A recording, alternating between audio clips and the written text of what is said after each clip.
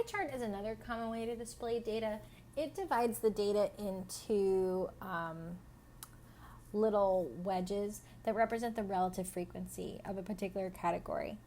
The relative frequency, which I'm going to go into further, is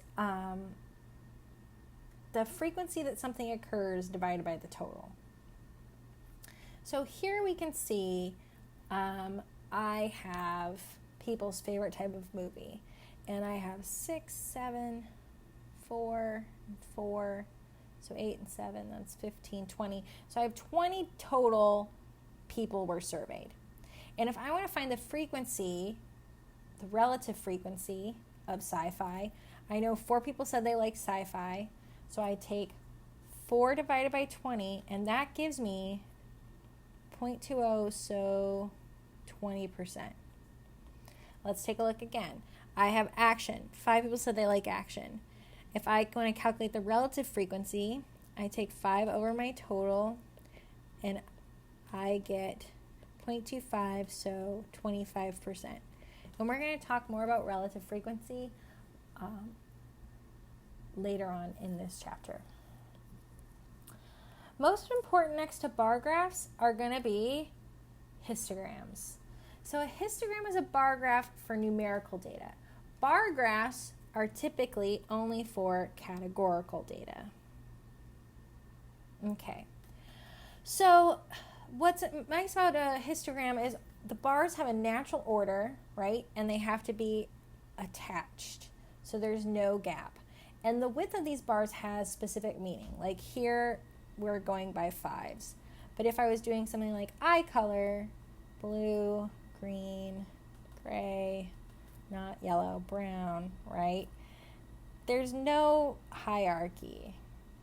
I don't know if this is the case. What is that? Right? So because there's no hierarchy, there's no way to measure the difference between blue and green.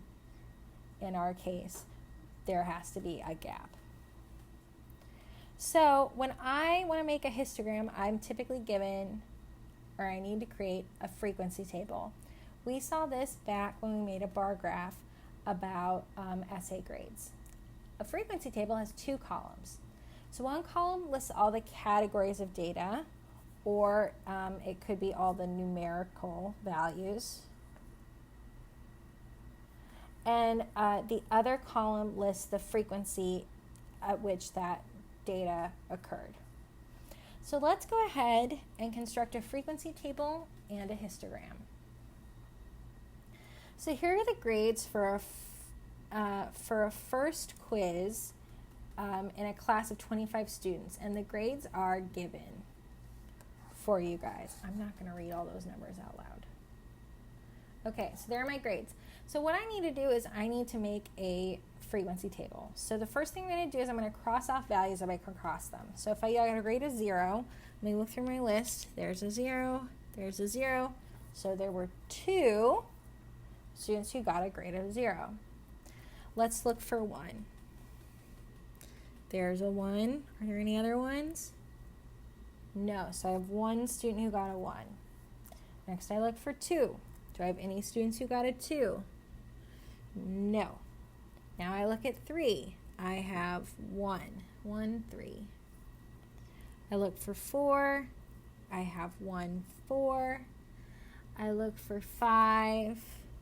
1, 2, 3. Oh, that's a pretty popular one. I look for 6s. 1, 2. And by crossing them off is a good way for me to make sure I'm not forgetting any of my students' data values, right? Every piece of data is important.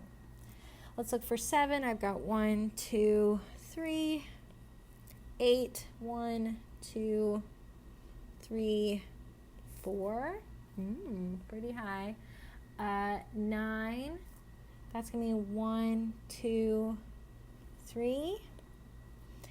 And 10, that gives me 1, 2, 3, 4, 5. And one thing you're going to want to make sure is that the sum of all the numbers in this column add up to our total number of data values, which is 25. So here we have our frequency table. Next, I'm going to use this frequency table to make a histogram. Okay, so let's go ahead, draw our lovely histogram. I need a title.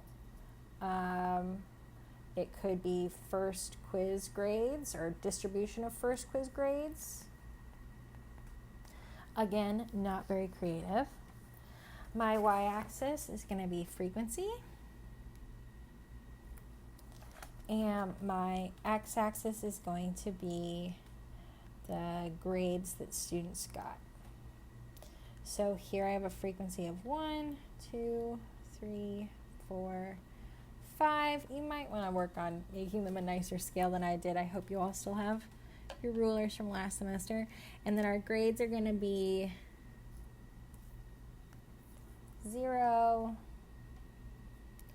1, 2, 3, 4, 5, 6, 7, 8, 9, 10. So for 0, I had 2 occur.